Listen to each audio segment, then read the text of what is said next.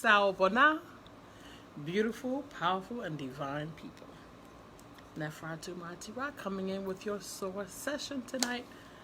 So, what happens when they tell you that you are too black or too African to conduct your business, that you should tone down your business, that you should be something or someone different?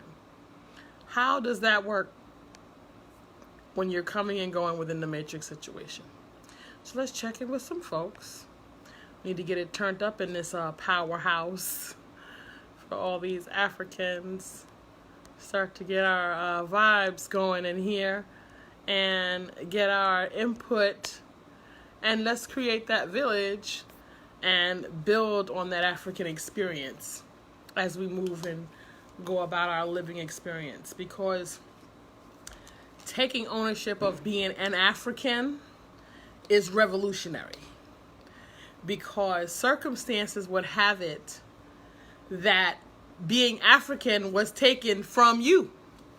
So taking back your identity and your origin and your history and your culture and all of these pieces that are parts of you that as an individual without living experience, if we're fragmented and we're in all of these different pieces because we're trying to wear all these different hats, it is revolutionary to just be able to say, I'm going to stick my fork in this thing, I'm an African. When you talk to individuals who come from other cultures, or you see them or you connect with them, it's unmistakable. They have on, they are themselves, they are present. So I've had Africans, black people, say to me that, well, their advice in terms of business is, well, you too black. Oh, you too African. And I'm here to tell you that this is part of the problem, okay? The fact that we haven't been focusing on, many blessings, thank you for coming in. The fact that we haven't been making space for ourselves is something to look at, right? The fact that we hold a subordinate posture and we believe that in order for us to make money or do what we need to do, that we have to somehow contortion ourselves to be other than who we are. That is a tragedy. Okay. And if you are in your identity, I'm going to do what I do in my person, and that's what I'm going to do.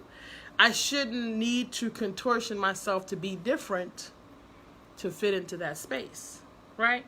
And no African. And that in and of itself is a tragedy.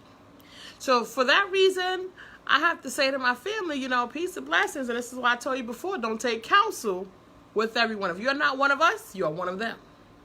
If you're not thinking clear with your consciousness and you're not coming from a place of African essence, then you are one of them, simply by virtue of exposure, over a prolonged exposure to the matrix.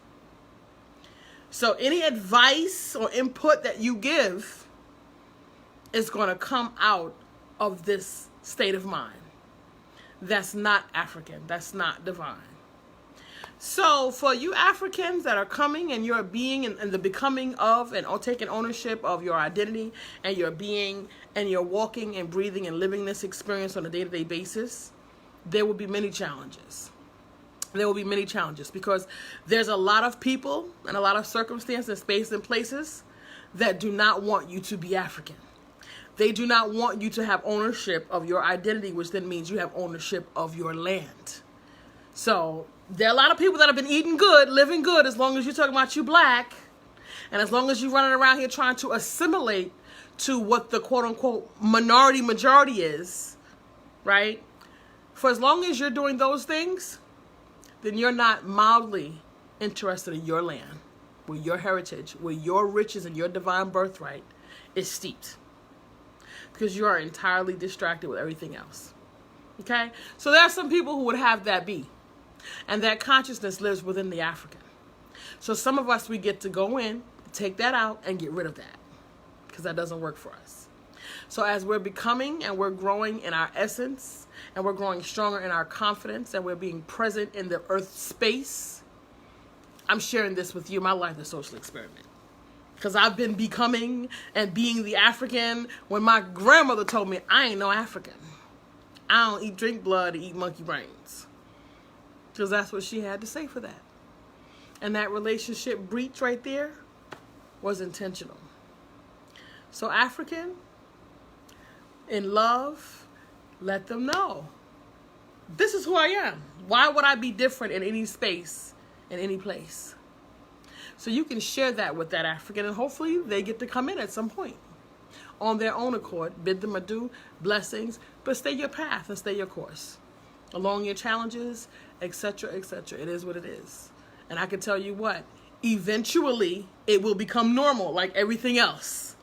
Since up is down and down is up, girl, you down, so that means we up.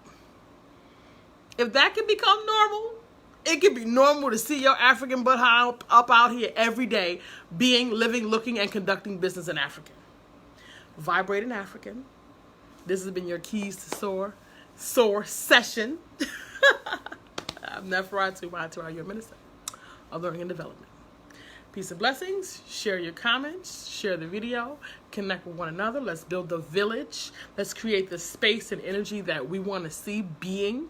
And let's really support this journey of becoming and lifting up our village and allowing one another to really expand and be in a safe space to be present. We don't get that very often. I think we owe it to ourselves to first create it so that we can create it in the world space. So this is the lab. Let's build it. Peace and blessings. Sawubona. Namaste.